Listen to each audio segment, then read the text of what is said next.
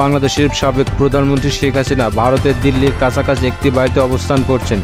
সেখান থেকে তিনি কারোর সঙ্গে যোগাযোগ করতে পারছেন না। শেখ হাসিনার ওই বাড়ির বাইরে যাওয়ার অনুমতি নেই, এমনকি বাড়ির কাছাকাছি একটি সুপার শপে যাওয়ার সুযোগ নেই তার জন্য। আন্তর্জাতিক পুরস্কারপ্রাপ্ত অনুসন্ধানী সাংবাদিক সেলিম সামাদ ভারতীয় সংবাদ মাধ্যম নর্থ নিউজে লেখা এই প্রতিবেদনে দাবি করেছেন।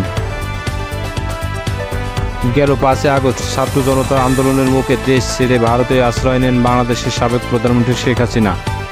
ভারত থেকে যুক্তরাষ্ট্রে পাড়ি দেবার সময় এমন গুঞ্জন খবর ছড়িয়ে পড়ে বিভিন্ন সংবাদ মাধ্যমে, তবে সেই সুযোগ তিনি পাননি। শেষ পর্যন্ত হাসিনাকে দিল্লিতেই থেকে যেতে হয়। তার সাথে দিল্লিতে অবস্থান করছেন বোন শেখ রেহেনা।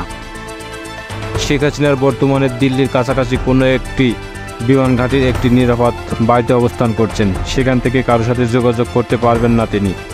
আন্তর্জাতিক পুরস্কারপ্রাপ্ত অনুসন্ধানী সাংবাদিক সেলিম সামাদ ভারতীয় সংবাদ মাধ্যম নর্থ নিউজ লেখা এক প্রতিবেদনে এমন দাবি করেছেন।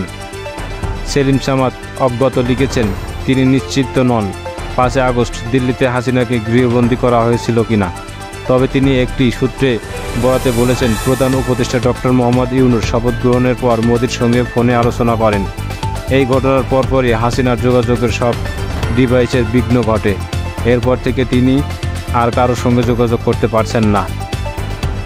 শেখ হাসিনার ওই বাড়ির বাইরে যাওয়ার অনুমতি নেই, এমনকি ঘাঁটির ভেতরে সেনাদের জন্য থাকা একটি সুপার শপেরও যাওয়ার সুযোগ পান না তিনি। যদিও হাসিনার বাড়ি থেকে সুপার শপটির দূরত্ব পায়ে হাঁটার পথ, হাসিনার যে কারোর সাথে যোগাযোগ করার সুযোগ নেই, এটি প্রমাণে আরও কিছু বিষয় তুলে ধরেছেন সেলিম সামাদ। লিখেছেন, শেখ হাসিনার মেয়ে সাইমা ওয়াজেদ বিশ্ব স্বাস্থ্য সংস্থার আঞ্চলিক পরিচালক হিসেবে দিল্লিতে অবস্থান করছেন, কিন্তু তিনি এখনও পর্যন্ত তার মায়ের সঙ্গে দেখা করার সুযোগ পাননি। যদিও শেখ হাসিনা 1 মাস ধরে দিল্লিতেই আছেন।